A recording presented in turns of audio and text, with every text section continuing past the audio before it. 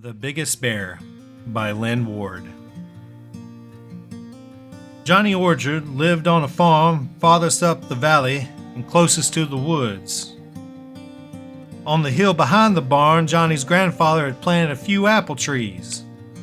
These were the only apple trees in the valley, and they were known as Orchard's Orchard.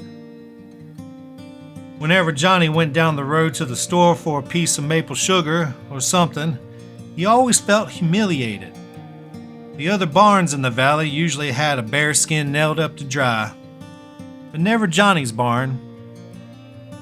Every fall for 3 years, Mr. McLean had come in with a bear.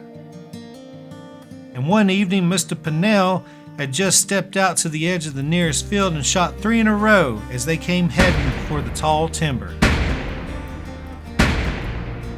It is true that Johnny's grandfather had met a bear once when he was on his way back from picking apples, but he had gone in one direction while the bear had gone in the other. When Johnny had asked him why, his grandfather had said, "Better a bear in the orchard than an orchard in the bear." It was very humiliating. Johnny said, "If I ever see a bear, I'll shoot him so fast you won't know what hit him. And we'll have the biggest bear skin in the whole valley." After he'd gone quite a way into the woods, he came to a place where there was a big stump, and something seemed to be moving in the bushes behind it. It was a bear, all right. He seemed hungry, so Johnny gave him a piece of maple sugar. On the way home, the bear ate all the maple sugar Johnny had in his pocket. Johnny's mother and father were a little surprised to see Johnny had really brought a bear back with him. Johnny's grandfather said, "I suppose you know what a bear likes to eat." The bear liked the milk that was meant for the calves. He liked the mash meant for the chickens. He liked the apples in the orchard. He liked pancakes on Sunday morning. And most especially, he liked the maple sugar Johnny brought him from the store. There was hardly anything he didn't like, and Johnny's mother got pretty upset when he started looking for things in the kitchen shelves. In the fall, Mr. McCarroll got pretty upset when the bear spent a night in the cornfield. In the winter, he had a wonderful time with the bacons and the hams in the Pennell smokehouse. It was bad enough that he emptied all the sap buckets when the McLeans were tapping their maple trees in the spring.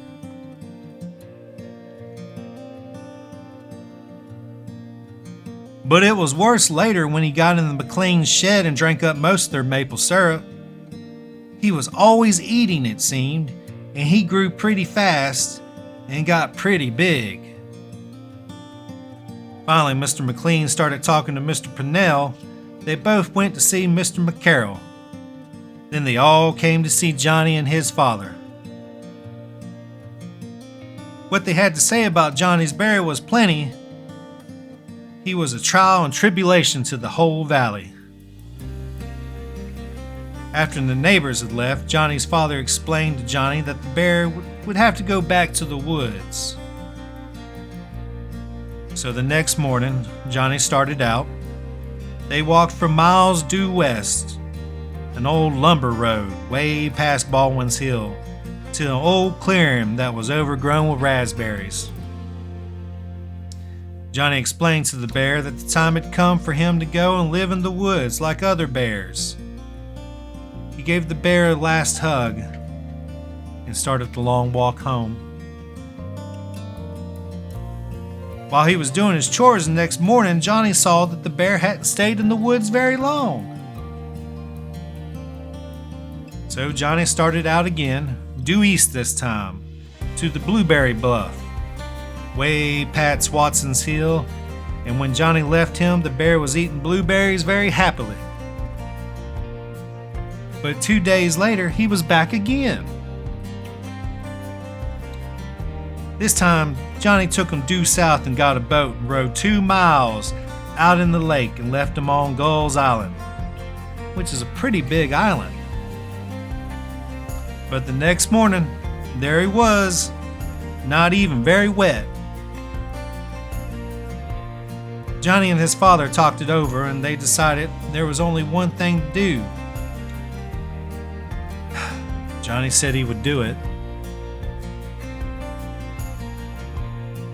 They didn't really have to go very far, but Johnny somehow kept on walking. They went north this time. There was no roads here, and it was a part of the woods where Johnny had never been before. At last they stopped.